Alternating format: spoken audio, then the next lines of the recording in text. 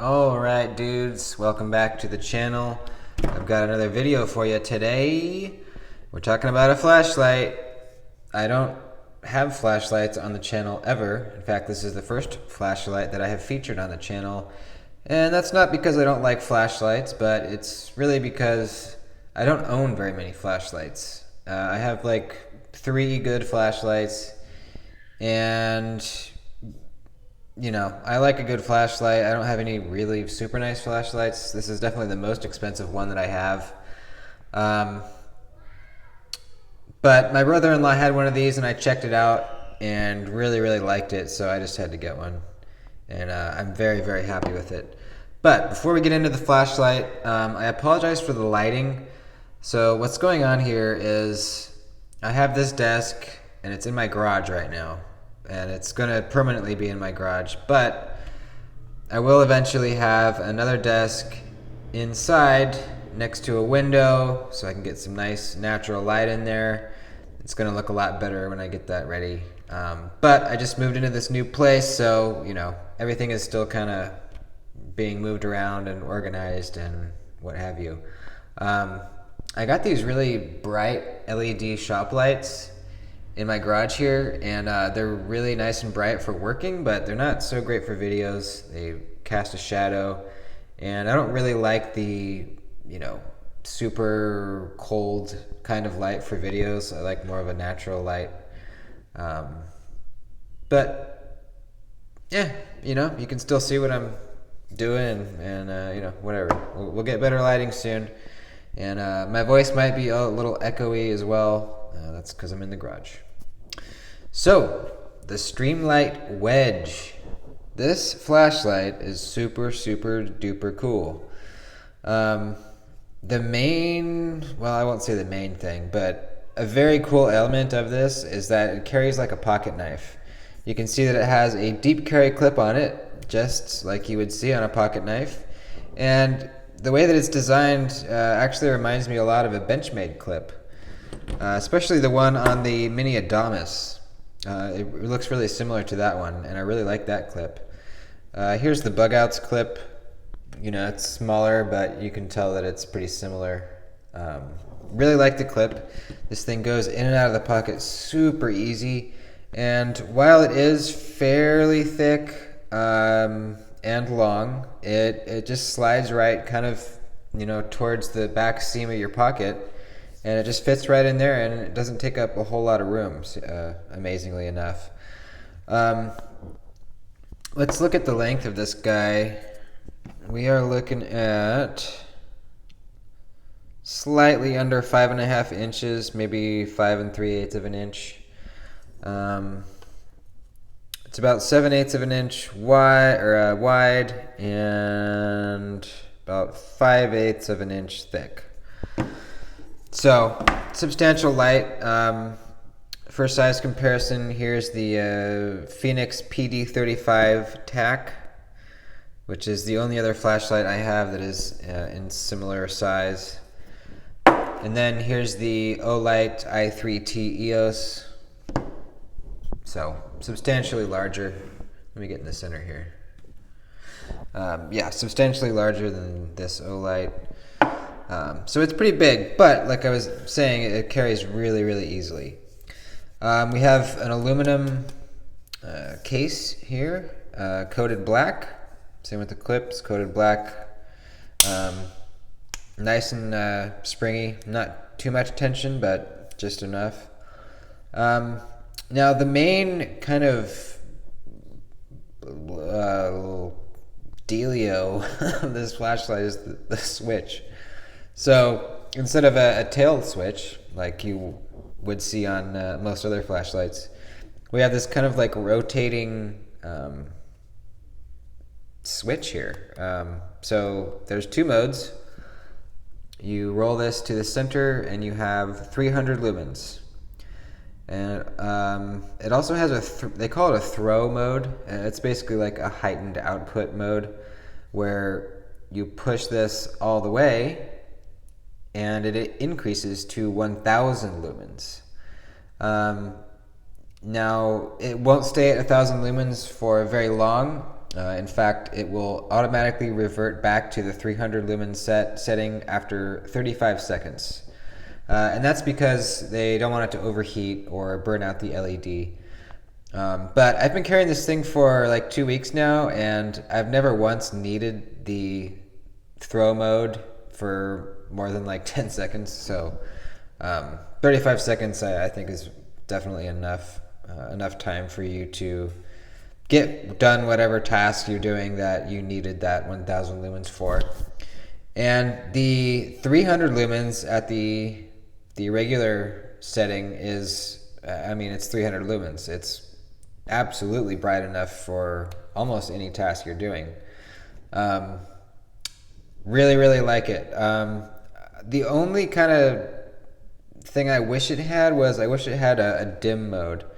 There are certain situations that you're in where you don't want even 300 lumens. You want even 50 or less.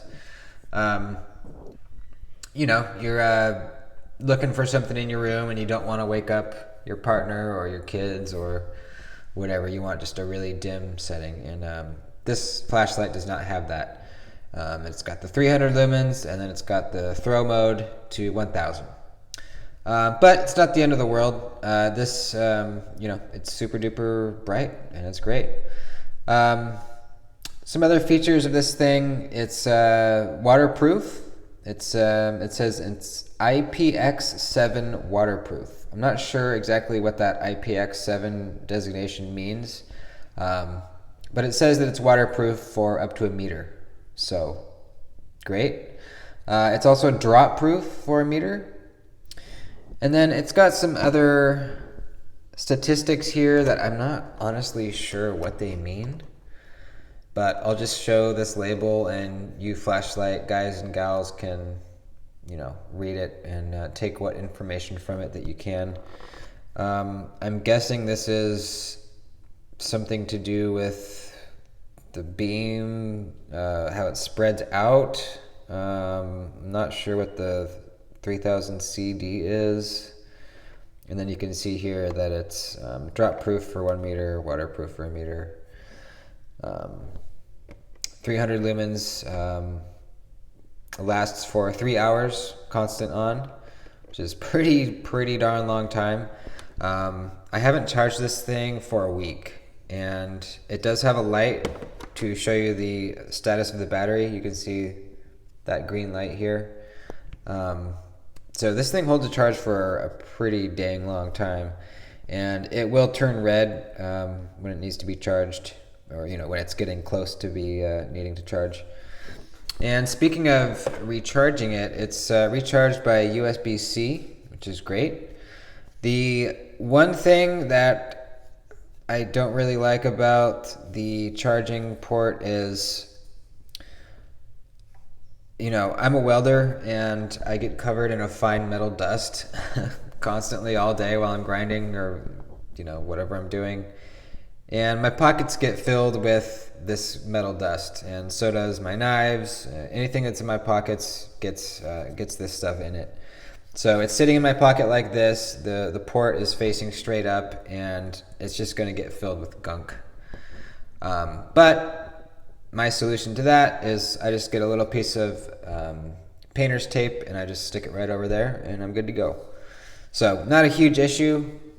It'd be kind of cool if it had, like a little flap, on like Otter phone cases and some other brand phone cases have like a little flap that you can close over the charging port to keep it free from debris. So that would have been a nice feature, but again, just stick a little piece of tape on it. You don't have to take it off very often since it holds a charge for so long. So, not the end of the world, but just a small little issue. But if you're a person that does not get super dirty at work, then that's not going to be an issue for you. Let's see, what else? The ergonomics are pretty good. It does take some getting used to, when you go to pick it up and want to turn it on. At first my thumb would always automatically go back here where the tail switch would be. So it takes a little getting used to knowing that this is the switch and that's where it is. But aside from that, ergonomically, it's just straightforward. It's just a long rectangular object. It does have some jimping down here, which does provide you a little grip. But it's a flashlight. It's not a knife, so there's no need to really get a super duper secure grip on this thing. And there are some like little cutout kind of what they call them, finger choils. I don't think there's finger choils on flashlights, but that's the closest descriptor that I can think of for these things. We have some, looks like T6s for the body screws, which, you'll probably never have to take this thing apart. It's not a knife. You don't need to take it apart to clean it. Rechargeable, so you don't have to get the battery out. So probably never will have to even worry about those at all. We've got the logo or whatever back here. Serial number. This thing has a warranty of 2 years, so anything happens within that time, you are good to go. Now it comes with a little lanyard. It does have, I guess you would put it through the pocket clip there. I don't know, should we put it on and see? I haven't put it on yet. I don't think this thing really needs a lanyard or wants one. I don't think it wants one. But let's see what it would look like. Come on. Yeah, it's a pretty small hole. Can I get it in there, please? There we go. Come on in, buddy. So, yeah, that already looks like shit. Yeah, I don't like that. I don't like that. But I'm not a lanyard guy, so that doesn't bother me. I'm not going to use it anyways. So, there you go. If you do want the lanyard, that's how it would look. I guess you could just loop it like through the pocket clip itself. That might look better. But, I don't know. Who knows? This pocket clip is getting some scratching on it, which is, to be expected.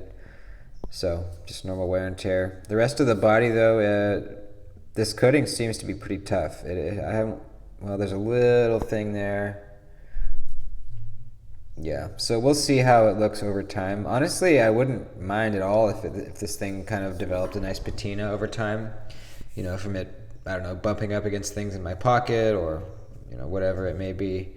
I think this thing would look pretty cool with a little, some of the coating scratched off in certain places. I like that worn look. All right, should we put up some knives just to kind of give you guys an idea of how big this thing is? I'm going to take this off because it's bothering me. Get out of there. All right, let's look at it up against a couple popular knives that you may have. The Spyderco Pm2 and the Spyderco Manix 2. There you go. Speaking of the Pm2, I've been carrying this thing a shit ton. And these titanium scales are kind of getting some scratches in them. Because sometimes I carry my keys in the same pocket as the knife. And I didn't think titanium would scratch that easily, but I'm kind of digging the look. I'm kind of liking that. I think it looks really good. You can only really see them all in a certain light. But, yeah. I have a vision for this knife, and the vision is, how it's going to look in like 10 years from now. The blade might be patinaed by then, maybe some rust patches somewhere. Handle's going to be really worn in, scratched up. I think it's going to look really, really nice. Alrighty. Benchmade bug out. and the Demco 80-20.5. There you go. How about the old dirty rat? And the Civivi Praxis. There you go, folks. Hopefully you have one or more of those knives so that you can be able to tell the scale of this flashlight. And I think that'll do it. This thing is really, really great. I have nothing bad to say about it, except for those couple tiny little things, but they're not enough to make me dislike this flashlight at all. I really, really like having this in my pocket. It's much brighter than the O-light that I was carrying every day. I think this is only like 130, 150 lumens. So much, much brighter than I'm used to having in my pocket. Carries super duper well. Pocket clip functions very, very well. Deep carry. Feels like a knife in your pocket. And the switch, I think, is innovative and interesting and fun. You have that boost throw mode to 1,000 lumens. I mean, 1,000 lumens is bright AF. So, that's it, folks. I'm going to link this down below if you guys feel like picking one up. I think they're around 80 bucks, I want to say. Yeah, I think around 80 bucks. So, if you use any of my links down below, I get a very tiny percentage of that sale from Amazon. So, I got a nice list down there of my most recommended gear, and then some my most recommended budget knives, and usually whatever I'm talking about in the video, I'll try to link it down below to Amazon. So, yeah, if you want to buy any of those things, use my link. It helps out the channel. And like the video, share, subscribe if you're not already. Thanks for watching. I'll see you in the next one. I've got a pretty cool knife coming in the mail, so expect a video soon. Adios.